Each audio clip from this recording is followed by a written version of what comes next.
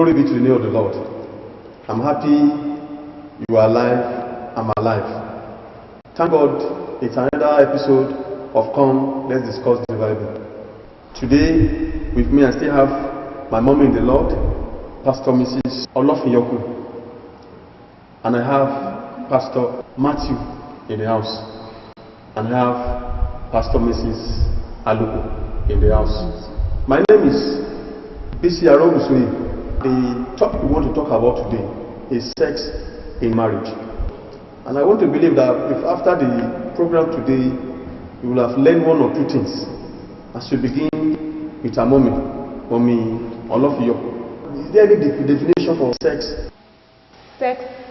Sexual relationship in a Christian home is about a man and a woman coming together and having no shame of themselves.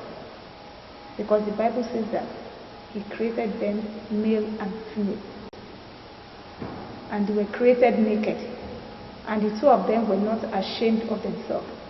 So definitely, for you to have sex in a relationship or in a marriage, because we are talking about Christian home now, yes, it has to be between married couples, not just anybody. And they don't have to be ashamed of themselves. Daddy Matthew. I think, like she rightly said, sex in a marriage is to come together of married couples, not unmarried Couple, yes. couples. Yes. Right, but there's nothing like a married couple. There's nothing like that.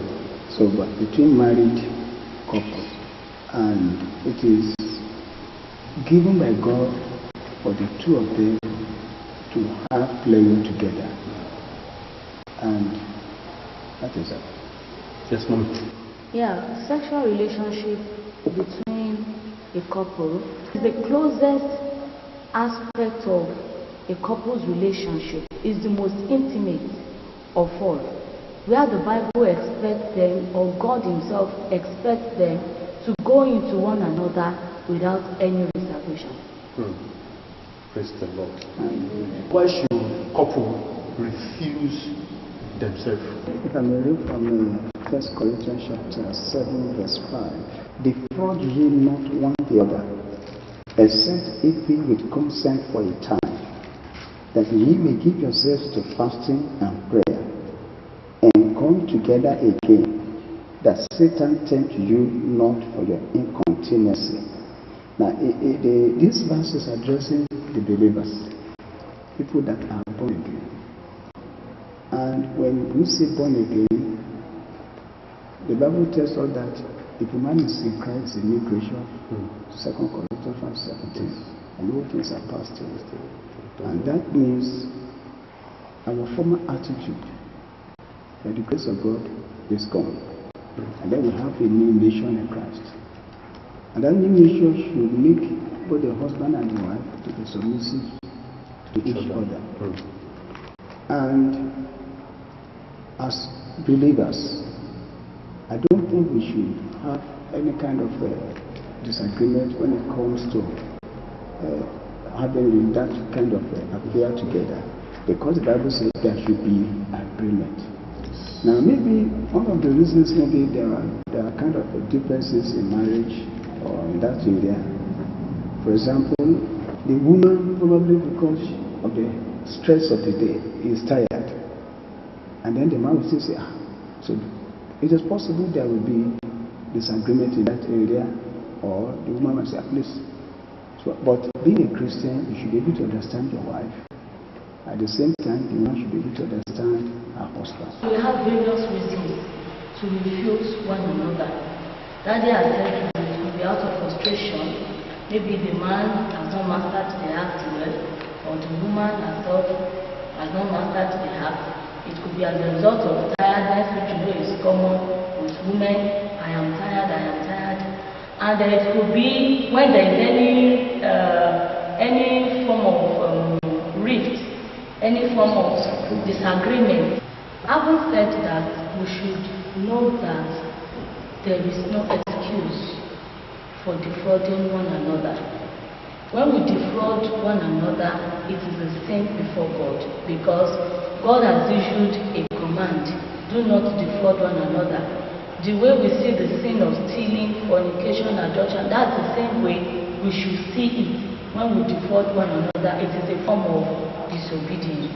And so when that is happening, don't rejoice, but rather go back to God, receive grace. Even as a wife, if anything is rebelling you from your husband, go back to God, receive grace to do the will of God. Does church have any role to play? Yes, the church does. Because if you are a child of God, you believe your pastor, you want to hear from your pastor. For example, we have a lot of Christians think it's a sin to talk about sex. You don't even mention it. Sometimes ago, some years back, we traveled home and someone was in the bedroom and I saw a woman at the entrance. Why are you standing there? Is anybody say, I'm on that one in the bedroom. And you know, I laughed and laughed because I was surprised it was her own husband that was in the bedroom, though it was a family setting where the bedroom is outside. Perhaps if it were inside the house, maybe the woman would have been free enough to go into the bedroom. But what will everybody say? I entered the bedroom, with my husband. But it was funny to me because for my husband and I, we even still go into the bedroom together when it is even at the back. Because the Bible, God has given us the license as married couple, and it is in church it can be talked about, and Christians will know that it is not a sin. So we should talk about it. We should not shy away from it. We have Christian authors, that have written widely on the issue of sex, and in the place of counseling new couples, we do recommend those books to them. At least if you are reading it from a Christian author, hearing it from a child of God, from the altar, then you are comfortable. You know that this is not a sin. Hallelujah. Mommy, what do you think? I think my sister she's right. The church should do more in the area of, seminars. In a time whereby you try to bring in such. One, our culture frowns at it. Our culture doesn't want to hear about sex. Don't talk about sex. And even the church too. But thank God for what is happening now. People are now being enlightened. But in as much as people are being enlightened, some people are not ready to come out of their shell. They still believe that no, sex must not be spoken of on the altar.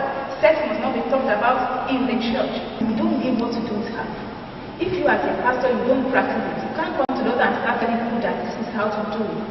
You can never invite. So that is why our pastors, to our leaders in the church, they should go out.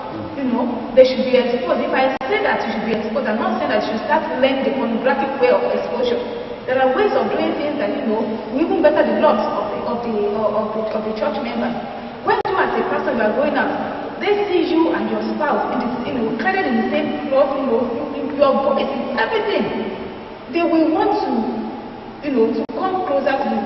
But when pastor goes this way, the wife goes the other way. Who wants to come and So God will help our homes in Jesus' name. Amen. Praise the Lord. And if I may ask this question, can parents begin to teach their children about sex education? Praise the Lord. It is the role of the woman to do that. But the mother especially, because she is closer. But the fathers too, like we said, the child training, the two of them. And sex education should be taught from tender age. In fact, there is this organization of this our brother, Praise Fuwe. He has several CDs and books now that even from age 3, as soon as the child is becoming having some understanding, based on the child's understanding, he has recommendations of how to pass this knowledge of sex education across to children of different ages. So I think we can borrow, take from that understanding and use it to train our children. There was a time in my church, some years back, we had a women program, and on a Thursday, we said we wanted to look at sex education. And lo and behold, we were even looking at the speaker coming to teach the women how to pass it across to their children. And you know, the woman now said to me, I said, "See, my sister, please, are the teenagers, the children going to be in church?" I said, "Well, we did actually call them to come. Please, quickly go and get them." And you know, service was over on Sunday. We had to quickly start making effort. See, by the time this woman started, and she began to ask some questions, and these children, teenagers, children began to answer these questions. A lot of mothers were like, "Yay, I'm finished. So my child knows this. How did he know? How did she know?" You know? So you don't take it for granted that these children don't know. So you must talk about it. You must tell them. If not, they will learn it elsewhere and learn it the wrong way. With the new phone and technology and the cipher from the iPad and the rest of them, they see and want to see many things. Of course, they go to so their many site. sites. Yes. Before you know it, Yes. if you like, don't talk. Don't talk. If you like, talk. They will learn it themselves. So that's why we need to really sit up. And this, as long as they can differentiate the right from the left. I think we need to let them know this, because to say you don't talk about sex, I think that was in the old days. The times are changing. Is sex good? And what does the Bible say about it?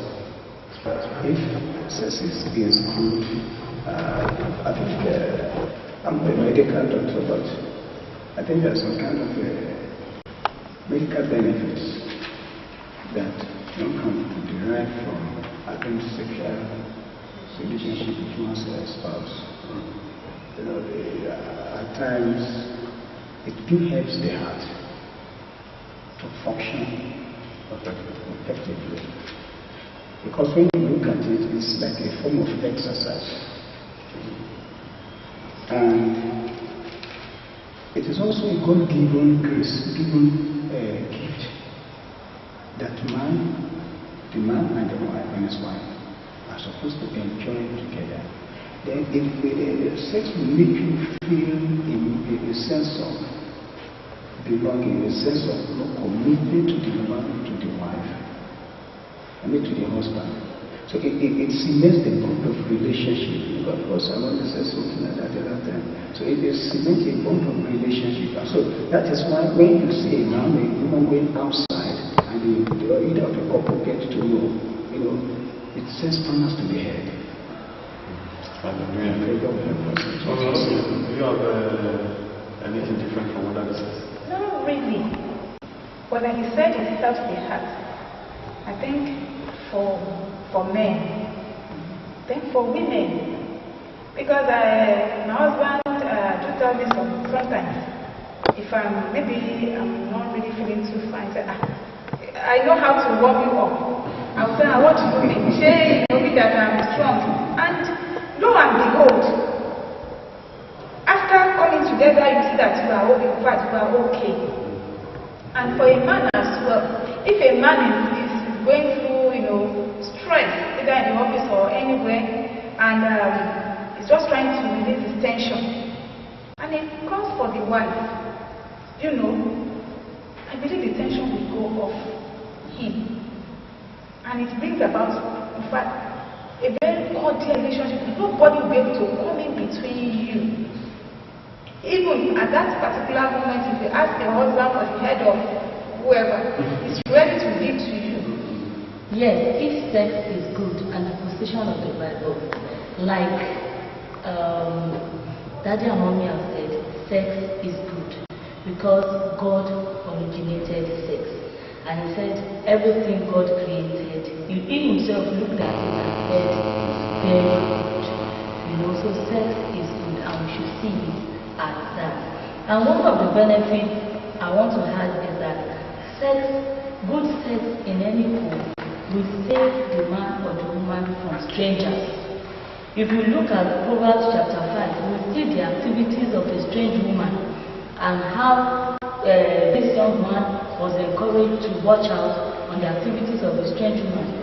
And in verse 15, it went on to say, drink from your own cistern the running water out of thy own well.